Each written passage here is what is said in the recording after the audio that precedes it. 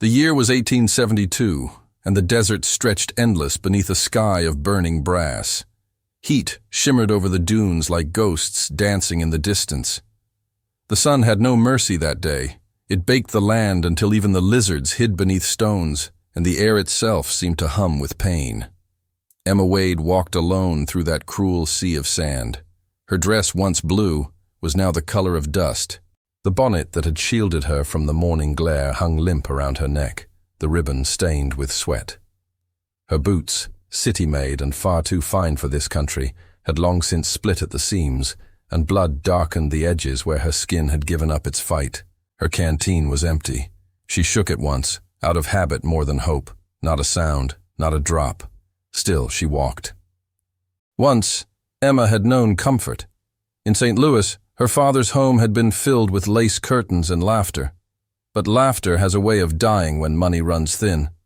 When ruin came, her father had tried to barter her future for his salvation, a marriage to a banker twice her age. Emma had refused, and the word disowned had fallen as cold and final as a church bell tolling. She had gone west instead, chasing a letter, a promise of work on her uncle's small ranch near Clearwater Junction. She believed it was a chance to begin again.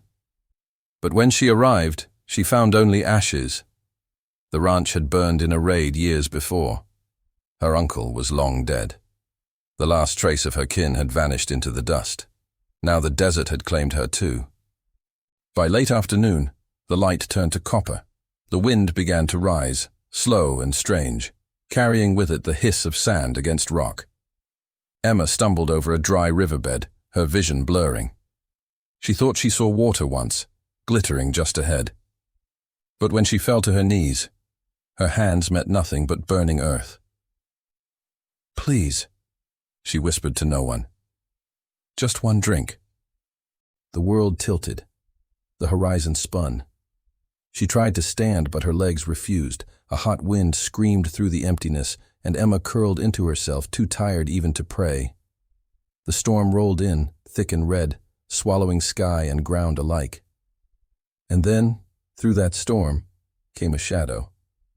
At first she thought it a trick of the light, the last vision of a dying mind. But it moved closer. A man, broad-shouldered, wrapped in worn leather, his hat pulled low against the wind. He knelt beside her, silent, steady, as if the storm itself bowed to him. From his belt he drew a waterskin and pressed it to her lips. Cool water touched her tongue, real, sweet, saving.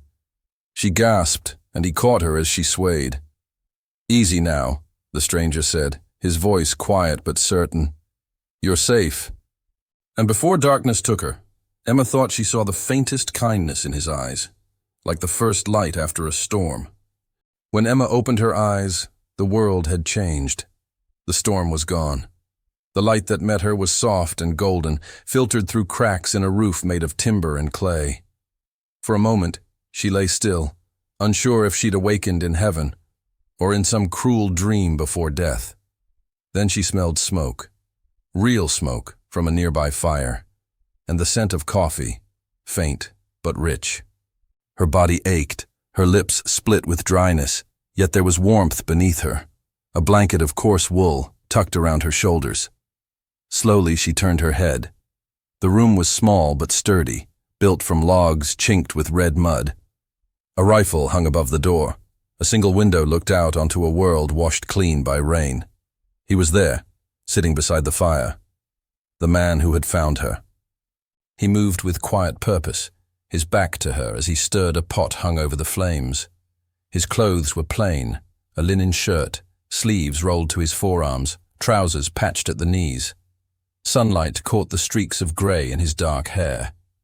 Emma tried to speak, but her throat caught on the effort. The sound came out a rasp. He turned immediately. "You're awake," he said, and there was relief, gentle, unspoken, in his tone. He rose, poured water into a tin cup, and handed it to her with careful hands. "Slow," he warned. "You've had a rough spell." Emma obeyed. The water slid down her throat, cool and clear. She drank greedily until he eased the cup from her grasp. "Where am I?" she whispered. My place, he said simply. Couple miles north of Red Mesa. Found you half dead out there yesterday. He paused, then added, Name's Daniel Hart. Emma, she managed. Emma Wade. He nodded once, as if storing the name away. Then he ladled something from the pot, broth, fragrant and thin, and set it before her. Eat. You'll get your strength back. The warmth of the soup seeped into her, chasing the cold from her fingers. She watched him in silence, unsure what to say. There was something in the way he moved, steady, deliberate, like a man who had long since learned to live without company. Outside, the storm's last breaths whispered against the window. A hawk cried somewhere in the distance.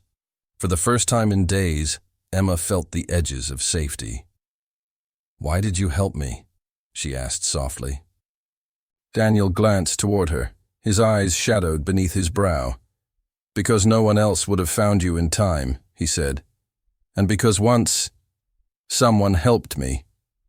He said no more, turning back to the fire. The silence between them was not uncomfortable. It was honest. The kind that grows between two souls who have both known loss. As the flames crackled low, Emma's eyes grew heavy. She fought sleep, afraid that if she closed her eyes, this small refuge might vanish. But Daniel's voice, quiet and sure, drifted to her like a promise. Rest, Miss Wade. You're safe here. The desert can't touch you now. And for the first time in weeks, she believed him. The next morning broke quiet and clear.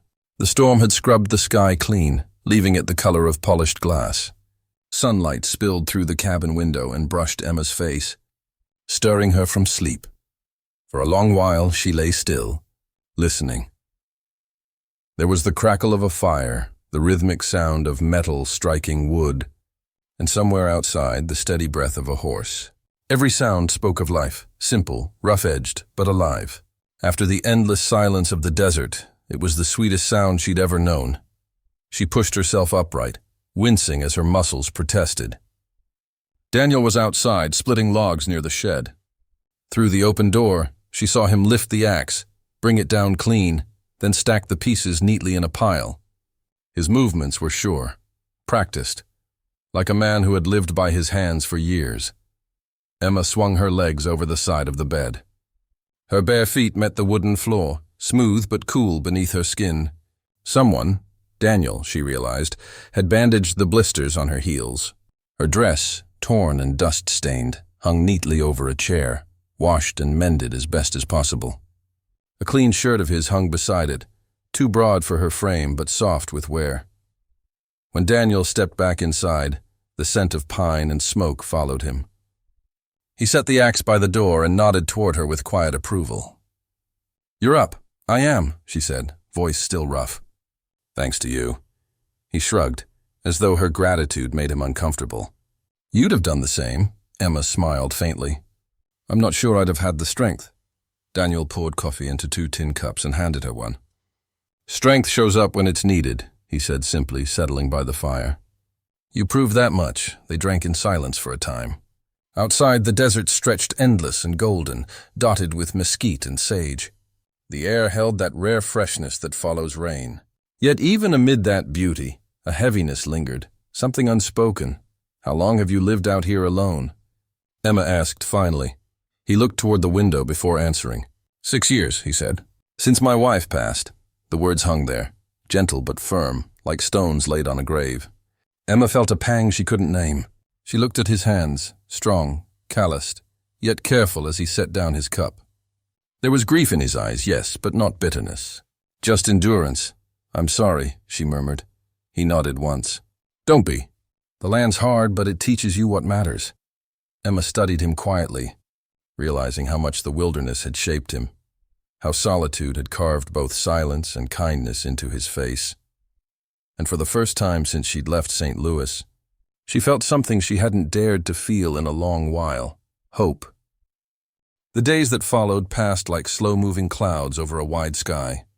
Emma found herself growing stronger with each sunrise.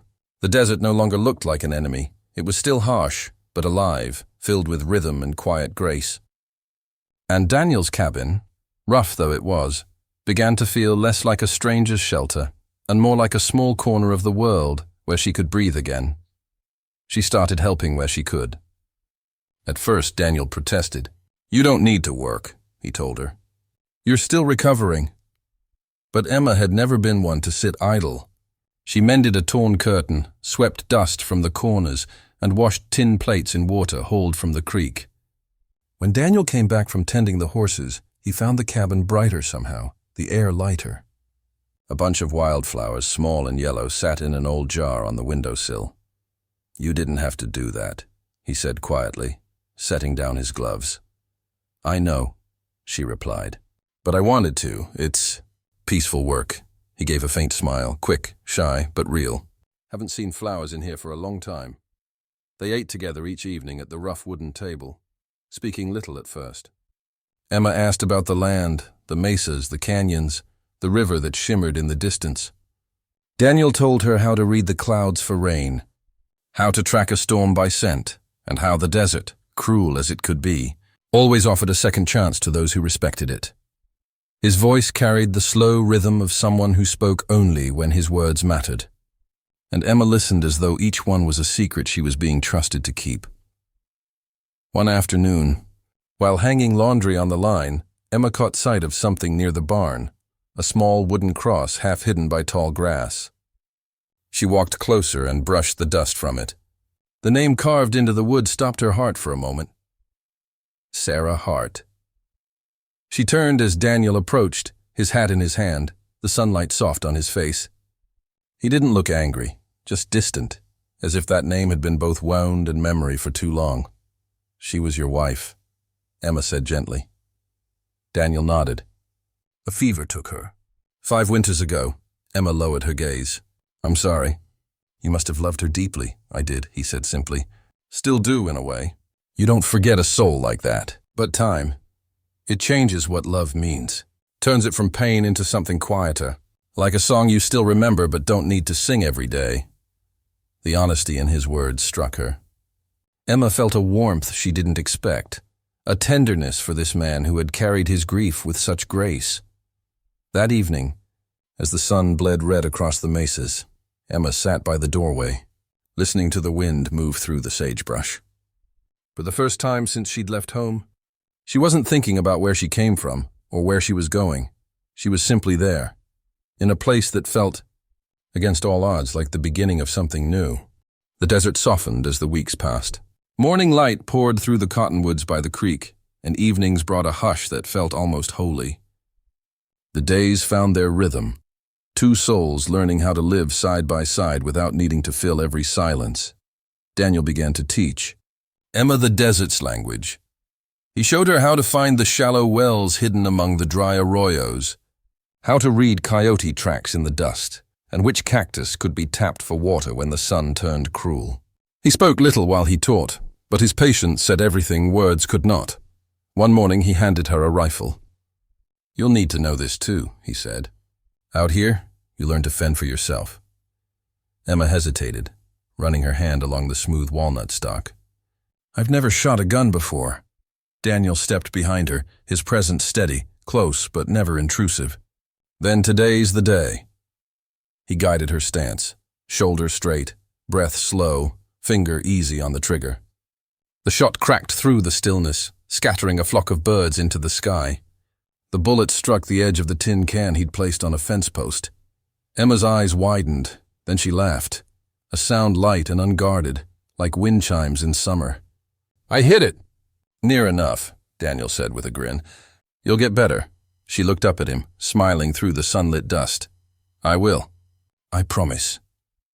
That smile lingered in his mind long after the sound of the shot faded. Evenings were slower. Emma cooked when the day's work was done. Simple meals of beans, cornbread, and whatever they could gather. She'd hum softly as she worked, tunes from her childhood in St. Louis that sounded strange and sweet in the wilderness. Daniel would sit nearby, whittling by the fire, pretending not to listen, but always listening. Sometimes they spoke of their pasts. Emma told him about the house she'd left behind, her mother's garden, and the letters she'd written that were never answered. Daniel told her about his wife's laughter, about the storms that had torn through his land, and the quiet years that followed. Each story stitched another invisible thread between them. One night, a storm rolled in, a flash flood roaring down from the hills. The wind slammed against the cabin and rain lashed the windows. Emma startled at the thunder, but Daniel's calm presence steadied her. He stood beside her at the door, watching the fury of the desert with quiet respect. "It'll pass," he said, his voice barely above the rain. "Everything does." And when she turned to him, lightning lit his face for just an instant, etched with strength, yes, but also with something softer. Trust, understanding, maybe even love, though neither dared to name it yet. When the storm finally eased, Daniel covered the window with a blanket to keep the chill out. Emma lingered by the fire, her heart still racing, and realized that for the first time since she'd left home, she wasn't afraid of tomorrow. Not as long as she was here. Not as long as she wasn't alone. The storm left the desert clean and glistening. Puddles shimmered like glass along the trail, and the air smelled of sage and rain. The next morning, the world felt softer, quiet, almost new. Emma stood by the doorway of the cabin, watching the sunlight spill across the hills, and for the first time in years, she smiled without needing a reason. Inside, Daniel was tending the fire. The sleeves of his shirt rolled up as he worked the skillet.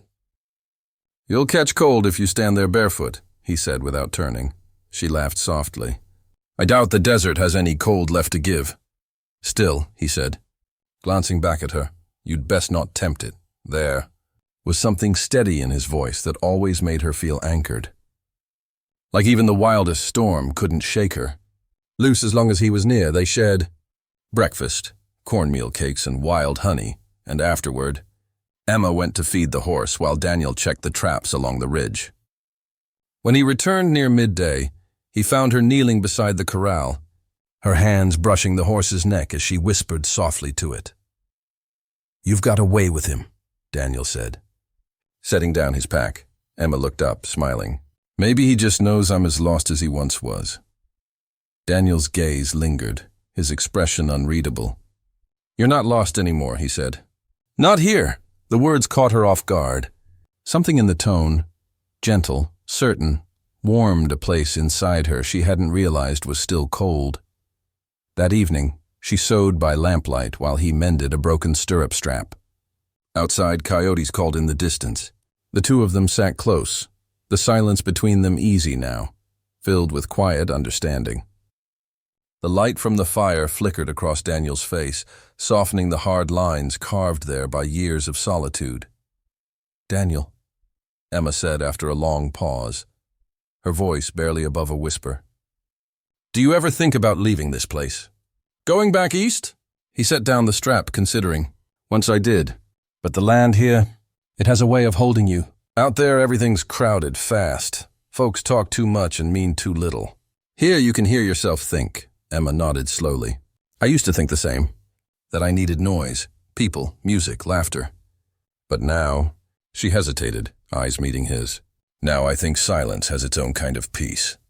Daniel smiled faintly, the kind of smile that felt like it belonged to her alone.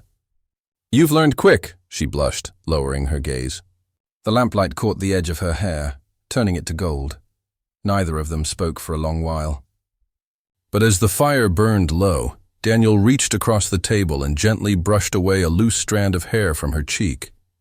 His hand lingered for a heartbeat, warm, steady, real. "Rest well, Emma," he said softly.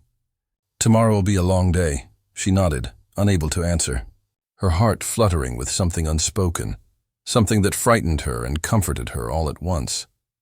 That night, as she lay beneath the quiet roof, she listened to the wind hum against the walls and thought of his touch, his voice, his steadiness. And though she tried not to admit it, she knew the truth was beginning to take root deep inside her heart. Spring arrived quietly in the desert. The rains had passed, and now the mesas glowed with color, patches of wild flowers bursting through the red soil like forgotten dreams. The air smelled of life again. Even the wind, once harsh and unrelenting, carried a softer voice. Emma had never seen beauty like this. Back east, spring meant manicured gardens and trimmed hedges. But here, it came wild and untamed, painted by nature's own hand. She stood by the creek one morning, her reflection trembling in the shallow water, and felt an ache she couldn't quite name. It wasn't sadness, not anymore. It was longing, for something real and lasting. Behind her, Daniel's footsteps approached on the dirt path. She didn't turn. She knew his gait by now, the steady rhythm, sure and patient, like the land itself. "Never thought you'd see flowers out here, did you?" he asked, his voice low and calm. She smiled. "I didn't think the desert could bloom at all." "It always does," he said. "You just have to survive long enough to see it." She turned then, and for a moment, their eyes met, an entire world of shared silence between them. He carried a small bundle of tools, his shirt sleeves rolled to the elbows, his hands rough but steady. There was something grounding in the sight of him, something that made the rest of the world fade. Together they worked along the creek, repairing a section of fencing washed out by the storm weeks before. The sun climbed higher, their laughter light between the strikes of hammer and nail. When Emma stumbled on a loose rock, Daniel's arm shot out to steady her. Their hands met, calloused fingers against soft skin, and neither of them pulled away right away. "Thank you," she said. Her cheeks warm. "Any time," he replied, voice softer than usual. The moment passed, but it stayed with both of them long after the day ended. That evening, Daniel cooked rabbit stew over the fire. Emma sat nearby, brushing the dust from her skirt, humming faintly. When he handed her a bowl, their fingers brushed again, and the small spark that leapt between them felt impossible to ignore. "You hum a lot," Daniel said, smiling into his bowl. "Never heard the same tune twice. They're songs my mother used to sing," Emma said. "I can't remember the words anymore, just the feeling." "Sounds like enough." Outside, the wind whispered through the sagebrush, carrying the scent of blossoms. The sky deepened to violet, stars winking awake one by one. Daniel leaned back against the wall, watching the light play across her face. There was a peace in her now that hadn't been there before, the raw edges of fear smoothed by time and care. He realized, with quiet certainty, that she had become part of the rhythm of his days. He didn't know when it had happened, only that it had. Emma caught him looking and smiled softly. "What is it?" He shook his head. "Nothing," he said, "just, it's good to have company again." Her smile deepened. "It's good to be someone's company." And in that small cabin, under the vast Arizona sky, something tender and wordless finally began to grow, fragile as a desert flower, but no less real. The peace of spring didn't last long. By late May, the air grew heavy again, too still, too silent. Even the birds seemed wary. The desert had its own way of warning those who listened, and Daniel had learned to listen well. He noticed the tracks first, 2 horses, maybe 3, heading north past the ridge. Fresh. Too close. Too deliberate. He didn't mention it to Emma that morning. She was hanging linens to dry, her laughter catching on the breeze, sunlight glinting off her hair. He didn't want to darken that light, not yet, but his eyes kept drifting toward the horizon. That evening, as the sun slipped low, he saddled his horse. Emma came out of the cabin, wiping her hands on her apron. "You're heading out again?" "Just to look around," Daniel said, tightening the strap. "Won't be long. Is something wrong?" He hesitated, then met her gaze. "Maybe nothing. Maybe something. I just want to be sure." The worry in her eyes twisted something in his chest. "Be careful," she whispered. "I always am." He rode until the light thinned to blue and the stars began to burn through. Near the old ridge road, he found what he'd feared, boot prints beside the tracks, a scrap of cloth snagged on mesquite. Raiders, maybe drifters, but not the kind who came in peace. When he returned, Emma was waiting on the porch, wrapped in his old coat. She rose the moment she saw him. "Tell me," she said quietly. "Could be travelers passing through," he said, dismounting. "But we'll keep the lamps low for a few nights." "No need to draw eyes," she nodded, trusting him without question. That trust was something he didn't take lightly. For the next few days they kept their routines, though both felt the weight of watchfulness. Daniel checked the fences more often, moved the horses closer to the cabin, and kept the rifle near the door. Emma never complained, though he could see the worry shadowing her face when she thought he wasn't looking. One night, while Daniel stood guard by the window, Emma came to stand beside him. The moonlight spilled silver over the desert. "Do you think they'll come?" she asked. He glanced at her, her features soft and pale in the light. "If they do, we'll be ready." "I'm not afraid," she said, though her voice trembled slightly. "Not anymore." Daniel studied her for a long moment. "You've grown stronger than you think," she smiled faintly. "Maybe I just had a good teacher." He wanted to tell her she'd given him something too, something he thought he'd lost after his wife's passing, the will to hope again. But the words caught in his throat. Instead, he rested a hand gently on her shoulder, and she leaned into him, just enough to let him know she understood. Outside, the wind shifted. Far off, a coyote howled. A long, mournful cry carried through the canyon. Emma shivered. Daniel's hand tightened on her shoulder. Whatever shadows were gathering beyond the horizon, he silently vowed they wouldn't reach her. Not while he still drew breath. The warning came with the wind. It was just past midnight when Daniel woke to the faintest sound, a dull thud, the jingle of metal, then the low murmur of voices carried by the desert air. His instincts, sharpened by years of solitude, snapped awake. He slipped from bed, reached for the rifle leaning by the door, and motioned for Emma to stay still. "Daniel?" she whispered, her voice barely audible. "Quiet," he murmured. "Someone's out there." He peered through the narrow gap between the curtains. Out beyond the fence line, 3 figures on horseback moved through the dark. No lanterns, no words now. Just the sound of hooves in the sand and the glint of steel under moonlight. Emma crept closer, her hand clutching the edge of his sleeve. "Are they not neighbors?" he said grimly. "Get the lamp." "Blow it out," she obeyed, plunging the cabin into darkness. The only light came from the embers in the hearth, casting faint, flickering shadows across their faces. Daniel crouched by the window again. The riders dismounted near the barn. He could hear them talking now, low, coarse laughter, the kind that chilled the blood. "Looks like someone's been settling in," one voice drawled. "Bet there's food in there." "Maybe more." Daniel's jaw tightened. He turned to Emma, who stood frozen, eyes wide but steady. "Get behind the stove," he whispered. "If they come in, stay down." She hesitated. "You can't face them alone." "I won't let them near you," he said, his tone firm but not harsh. "Trust me." She nodded, though fear shimmered behind her eyes. Outside, the barn door creaked open.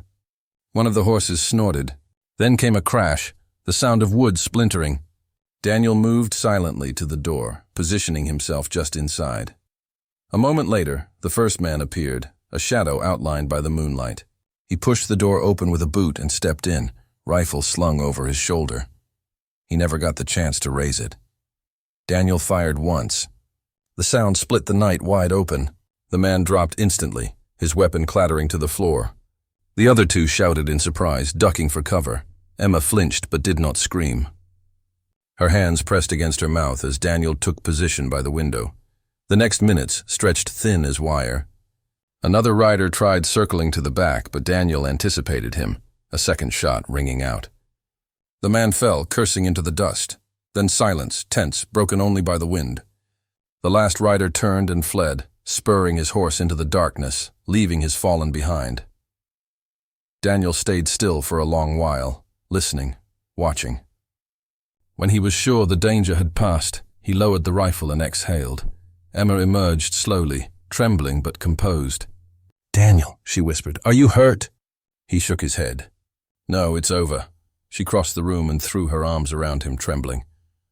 He hesitated only a second before holding her close. The warmth of her body against his chest chased the cold from his bones. "I thought I'd lost you," she murmured. "Not tonight," he said softly. "Not ever, if I can help it." Outside, the desert wind carried away the echoes of violence, leaving only the whisper of dawn on the horizon, a fragile promise that they had survived, together. The first light of dawn crept over the hills, painting the sky in pale gold. The desert lay still again, quiet, as if holding its breath after the violence of the night. The smell of gunpowder lingered faintly in the air, mingling with the scent of dust and morning sage. Daniel sat on the porch steps, rifle across his knees. His hands were steady, but his eyes carried the weight of everything that had happened. The bodies were gone, buried before sunrise, far enough from the cabin that Emma wouldn't have to see. He'd said little while he worked, his silence heavy with unspoken thoughts. When he finally came back, Emma was sitting by the hearth, her face pale but calm. She'd cleaned the floor where blood had darkened the boards, her movements slow and deliberate, as if each one helped her steady her heart. He stopped in the doorway. For a moment, neither spoke. "You shouldn't have had to see any of that," he said finally. She looked up, eyes soft but clear. "You shouldn't have had to face it alone." He didn't answer right away. He was used to solitude, to carrying burdens without sharing them. But something about the way she said it, quiet, certain, broke through the walls he'd built. "I've been alone so long," he said at last, his voice rough. "It's easy to forget what it's like to have someone care whether you live or die." Emma rose and crossed the room, standing close enough that he could feel her warmth. "You're not alone anymore," she said. "Not unless you want to be." Daniel looked at her, really looked at her, the way the morning light touched her hair, the strength in her eyes despite the fear they'd faced. She was no longer the lost, fragile woman he'd found in the desert. She was something steadier now, someone who had chosen to survive. "Emma," he murmured, "I don't deserve—" "Don't say that," she interrupted gently. "You saved me, but you did more than that. You gave me a home when I had none left." He felt something tighten in his throat, a rush of emotion he hadn't allowed himself in years. Slowly he reached out and took her hand. She didn't pull away. Their fingers intertwined, rough against soft, like the meeting of two worlds that were never meant to touch, but somehow fit perfectly. Outside, a breeze stirred the curtains. The air felt cleaner, lighter. They spent the rest of the day quietly, mending the damage, checking the horses, walking the fence line together. Every task felt different now. Every silence between them hummed with meaning. That evening, as the sun dipped low, Emma brought out 2 tin cups of coffee. She handed him one and sat beside him on the porch. The horizon burned orange and rose, the kind of beauty that always came after storms. Daniel turned to her, his voice low. "You still think the desert can't bloom?" Emma smiled, her eyes glistening. "I think it already has." And when he reached over and brushed his fingers along her cheek, she didn't look away. The storm had come and gone. What remained was stronger than fear, quiet, steady, and real. Love had found its place, like wildflowers after rain. The desert summer came early that year.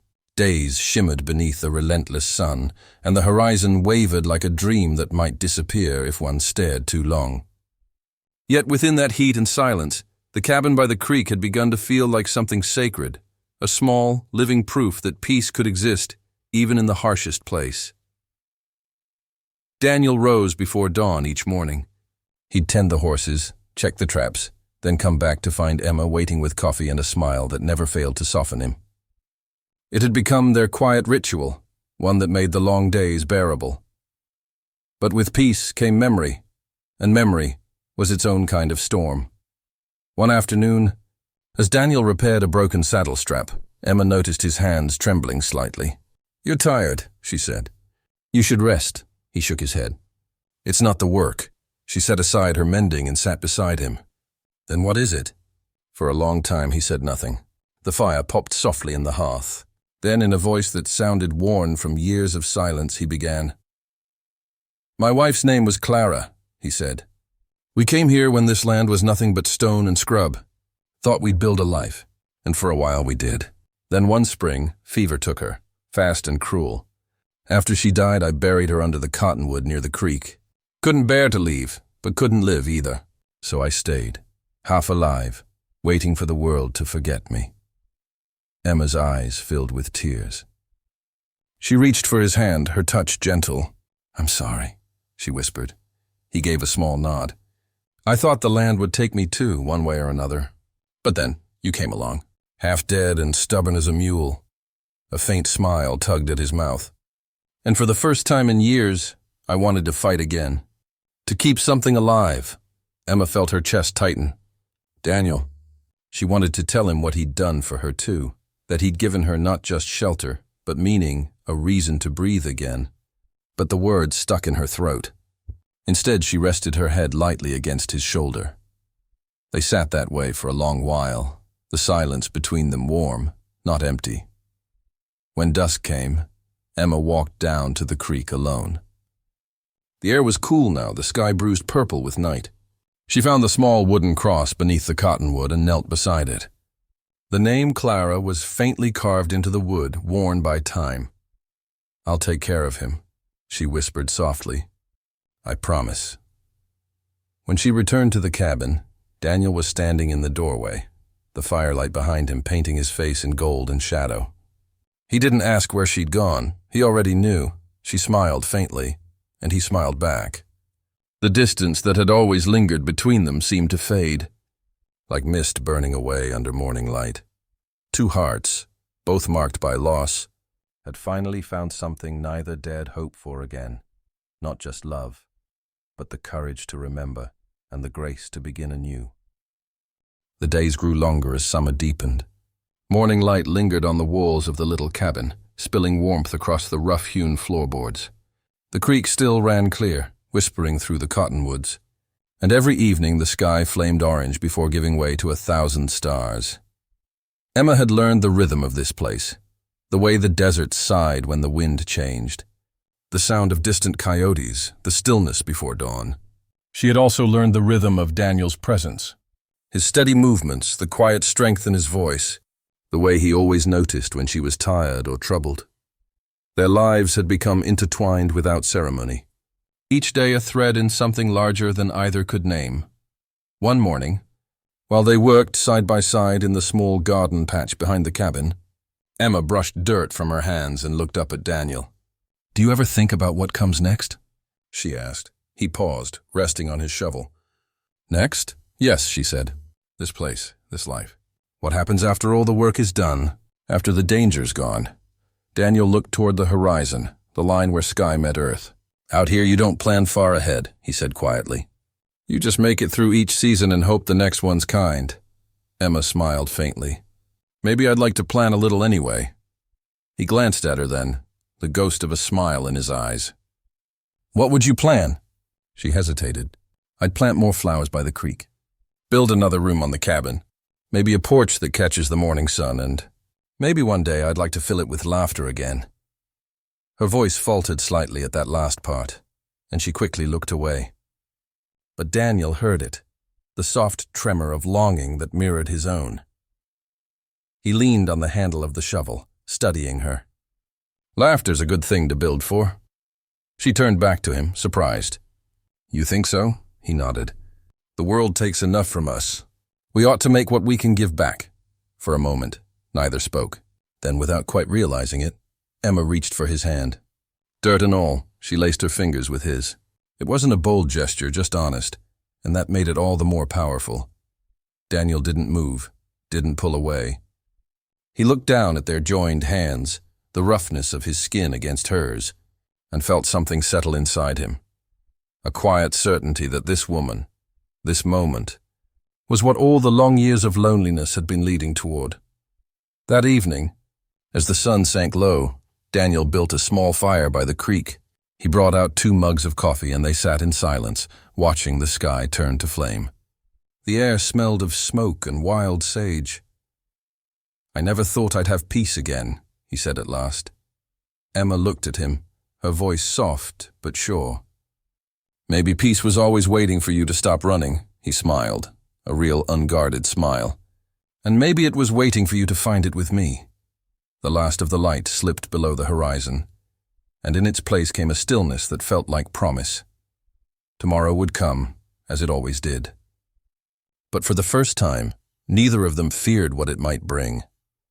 By late summer, the world around the creek had transformed. The once barren land now hummed with life. Bees drifted lazily between wildflowers, the cottonwoods whispered in the breeze, and the cabin, once lonely and half-forgotten, had become something living, shaped by 2 pairs of hands and a shared dream. Daniel had started the porch first. He measured every board himself, cutting and fitting them in the warm morning light. Emma helped, her laughter soft as she tried to balance planks longer than she was tall. "You sure you trust me with a hammer?" she teased. Daniel smirked. "You've handled worse." He was right.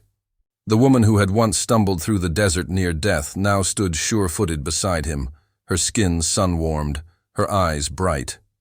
There was strength in her now, hard-earned and steady, and Daniel often found himself watching her, quietly amazed. Together they built the porch, plank by plank. When it was done, they stood back to admire their work. The view stretched out over the desert plain, the creek glinting like silver in the distance. Emma smiled. "It feels like it's always been here." Daniel nodded. "It just needed the right reason to be finished." In the evenings, they'd sit on that porch as the sun went down, the sky blazing pink and orange, the air thick with the scent of mesquite. They'd share coffee or bread, talk about small things, the weather, the horses, the new shoots in the garden. Yet beneath those simple words was something deeper, the comfort of belonging. One afternoon, Emma began painting the cabin's shutters with a small tin of blue paint she'd found among Daniel's old supplies. The color was bright and hopeful, like the sky after rain. Daniel watched her from the fence, arms folded, amused. "You're making the place look downright fancy," he said. "It deserves a bit of color," she replied, her tone playful. "Don't you think we've earned that?" He chuckled. "I suppose we have." Later, when the work was done, Emma leaned against the porch railing, her dress flecked with blue. Daniel came to stand beside her. The horizon burned gold as the day began to fade. "You ever think about going back east?" he asked quietly. Emma shook her head. "There's nothing for me there now. My life's here, if you'll have me." Her voice wavered just slightly at the end, the courage in her words making his heart twist. Daniel looked at her for a long moment. Then he reached out, brushing a streak of paint from her cheek with his thumb. "Emma," he said softly, "this place stopped being just mine a long time ago." Their eyes met, and for the first time neither looked away. The silence between them wasn't empty. It was full, alive, heavy with everything that didn't need saying. As the sun sank beyond the horizon, Daniel took her hand, his rough fingers wrapping around hers. Together they stood on the porch they'd built, watching the stars rise over the land that had nearly taken everything, and somehow given them everything instead. A home built by hands, yes, but also by heart. The days shortened as autumn brushed gold across the desert hills. The air cooled, carrying with it the scent of mesquite and the whisper of far-off rains. The land rested, preparing for another long season, and so did they. Life had settled into an easy rhythm. Morning chores, meals by the fire, evenings spent on the porch beneath a wide, star-drenched sky. Yet beneath that quiet, something waited, something unspoken but constant, like the steady hum of the earth itself. Emma felt it each time their hands brushed while passing tools, each time his voice softened when he spoke her name. She saw it in the way he lingered by the doorway before saying goodnight, as if searching for a reason to stay a little longer. One evening, a cold wind swept down from the ridge. Daniel built a fire higher than usual, the orange light flickering across the cabin walls. Emma sat near the hearth, mending one of his shirts. The silence between them was gentle, but heavy with things neither dared to say. Daniel watched her for a while before finally speaking. "You've made this place feel alive again," he said quietly. "After Clara passed, it was just a house. Now, it feels like home." Emma looked up, her needle stilling. "And you've made me feel safe again," she replied. "After I lost everything, I didn't think I could ever belong anywhere. But here with you." Her voice trailed off, trembling at the edges. Daniel set aside the wood he was stacking and came to sit beside her. The firelight painted his face in gold and shadow. "Emma," he said, his tone low, roughened by emotion. "When I found you that day in the desert, I thought I was saving you." "Truth is, you saved me," her breath caught. The words she'd longed to hear but never dared hope for now hung between them, fragile and real. She reached for his hand, her fingers trembling slightly as they touched his. "You don't have to be alone anymore," she whispered. "Not ever again." Daniel's hand closed around hers, strong and certain. He studied her face, the warmth in her eyes, the courage there, and something inside him finally gave way. Slowly he lifted his hand, brushing his thumb against her cheek. She leaned into the touch, eyes glistening.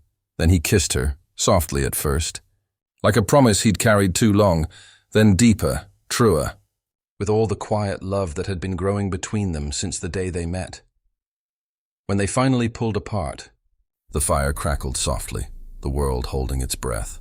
Emma smiled through tears. "What happens now?" she asked. Daniel exhaled, a small, quiet laugh escaping him. "We keep building, we live. We see what the land gives us next." Outside, the wind shifted, carrying the scent of rain. Emma rested her head against his shoulder, his arm wrapping gently around her. Together they watched the flames dance, the warmth of the fire mirrored in their hearts. The desert, once cruel and empty, now held everything they had ever needed, each other. Winter came soft that year. The cold rolled in slow, laying a thin hush over the desert. The creek ran low but clear, the cottonwoods bare and silver against the pale horizon. Inside the cabin a steady fire glowed, and laughter, quiet, real laughter, had become part of its walls. Months had passed since Daniel and Emma's first kiss, and in that time life had taken root like spring beneath the frost. The garden slept now, the porch stood strong, and a new barn, built plank by plank with Emma's careful hands and Daniel's stubborn determination, waited for the foals due in spring. The place had grown with them. Every board, every fence post, carried their story. On a morning brushed with frost, Emma stood by the creek, her shawl wrapped tight, breath rising in clouds. Daniel joined her, his boots crunching on the frozen ground. For a moment they simply watched the sunlight spill across the water, turning it to glass. "It's strange," Emma murmured. "Sometimes I think about that day, the one when I almost didn't make it.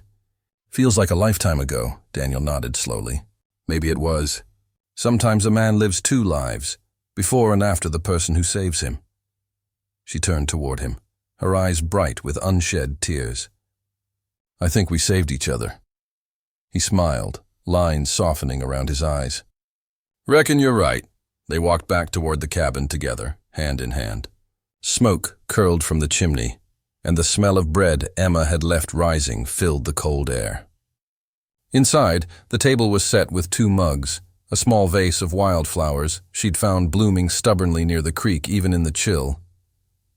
As they ate, Daniel looked at her across the table. "When spring comes," he said, "we could ride south, see the towns by the river. Maybe trade, maybe stay a few days," Emma laughed softly. "And leave our home alone?" "Not for long. Just far enough to see what else the world looks like. Then come back here where it's quiet." She reached across the table and took his hand. "Where we're quiet." Outside the wind lifted, whispering through the bare trees. The sound reminded Daniel of something eternal, the turning of seasons, the endless rhythm of the land. He had once feared the silence of the desert.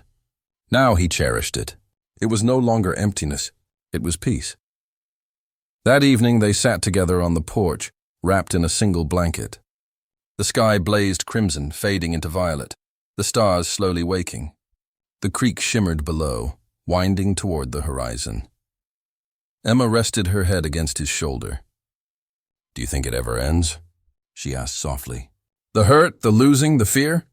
Daniel thought for a moment, then kissed the top of her head. "Maybe not. But we learn to live beside it. We build something stronger, something that lasts," she smiled, her eyes glinting in the dying light. "Like this place. Like this love," he said quietly. They sat that way until the first star broke through, a single bright spark above the wide, open land. And as the night gathered around them, the sound of the creek carried through the still air like a promise that even in the harshest wilderness, love can bloom. And when 2 hearts choose to stay, they build forever, Where the river meets the sky, their story began, and it would never truly end. If this story touched your heart, don't forget to like, share, and subscribe for more tales of love, hope, and second chances. Your support helps us keep these stories alive.